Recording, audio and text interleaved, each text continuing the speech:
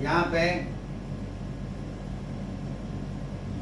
एक होलसेलर है, होलसेलर से परचेज किया है परचेजर ने 35,000 का। इस पर प्रॉफिट ऐड करके अपना कंज्यूमर को दिया है। अब जीएसटी 28% है, तो रिटेलर जो है ये रिटेलर है, ये रिटेलर।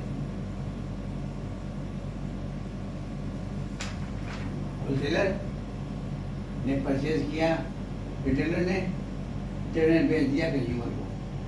क्वेश्चन इस तरह से पूरा आ गया।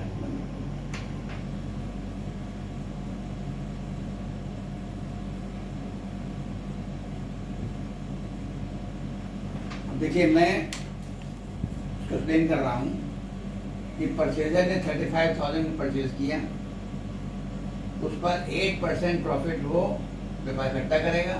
प्रॉफिट इज टू 8% ऑफ इसका एसपी का, ये एमआरपी का, इसका टू बी 0.4 नया 8% उसने दिया और 35,000 परचेज किया था इसने, तो टैक्स का तो बाद में खाया जाएगा।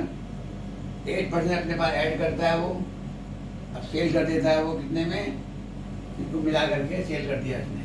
इसमें कितने एसपी इक्वल टू एमआरपी था हमारा 35,000, इसमें 28% ऐड कर दिया गया,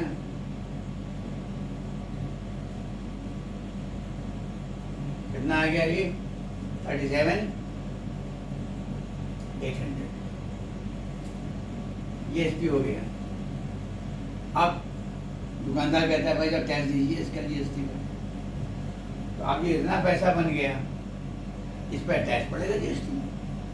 तो GST is equal to 28% of SP. ये फॉर्मूला बन रहा है, आप न्यूट्रल करते जाइए, फॉर्मूला डेवलप करते जाएं। आप दुकानदार हैं, हम परचेजर हैं, हम क्या कहा भाई ये 35,000 का रेफ्रिजरेटर है, हम आपको देंगे इसको 37,800 का। बाबू जी हम भी तो कुछ कमाएं खाएंगे, 8% हमने प्रॉफिट कमा लिया, इससे वैल्यू आ गई अगर के हमारे पास में एसपी बन गया 37,800।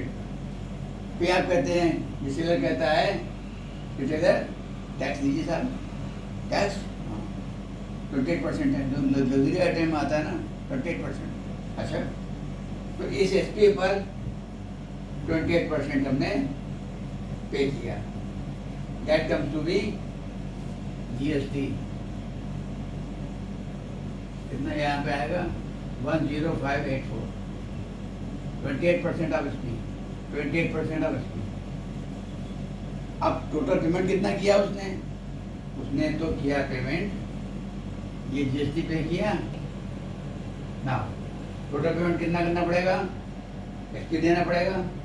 एसपी आया था 37,800 और जीएसटी देना पड़ेगा 10,584, टोटल पेमेंट हो गया।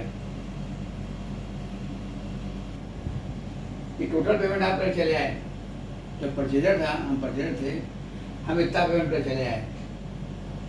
जो परचेजर था, रिटेलर था, दुकानदार था, उसने हमसे इतना पैसा ले लिया, अब उसको देना है, तो टैक्स कलेक्ट किया इसने, जो टैक्स कलेक्ट किया इसने उसको इसको देना है होलसेलर को।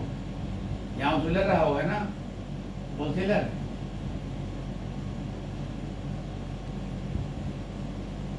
होलसेलर को जो देगा ये, तो मैं यहाँ भी टैक्स दे करके आया है, ये 28%, जीएसटी 28% है, इसने भी इससे 28% लिया होगा, वो वापस करना है इसमें।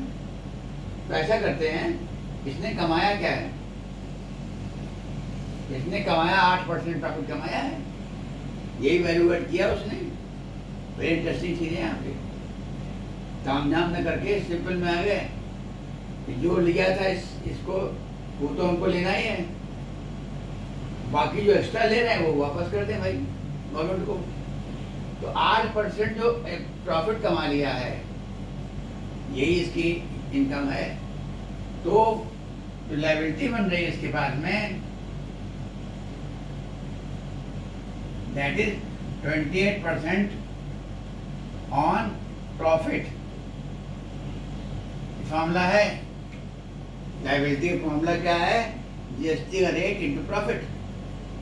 कैलकुलेट कर लीजिए आप। प्रॉफिट था इसके पास 784, इसका स्क्वायर अगर आपको कर लो मल्टीप्लाई, कोई बात नहीं है, ये कितना है 784 है ना? हाँ, लायबिलिटी क्या है उसकी? टैक्स लायबिलिटी क्या है भाई? यहाँ पे 35,000 का आपने पेमेंट किया था होलसेलर को, सामान तो 35,000 कम रहा होगा, इसने भी जीएसटी लिया होगा। अब एक तो तरीका ये है साहब कि उस एमआरपी पे कितना जीएसटी लें कि 35,000 बन जाए, लंबा सवाल हो जाएगा। और चाहे तो कर सकते हैं कि एमआरपी क्या थी यहाँ पे। हमने क्वेश्चन जो किया है, ऑल पॉसिबल क्वेश्चंस जो बन सकते हैं कि भाई जीएसटी कितना हो रहा है वो बताइए, टोटल पेमेंट कितना पड़ेगा वो बताइए। एक क्वेश्चन में दिया by the way only tax liability, तो ओनली टैक्स लायबिलिटी दिया हुआ है। शॉर्ट में आइए, क्या शॉर्ट है? जितना इनकम किया है उस पर टैक्स दे दीजिए। इनकम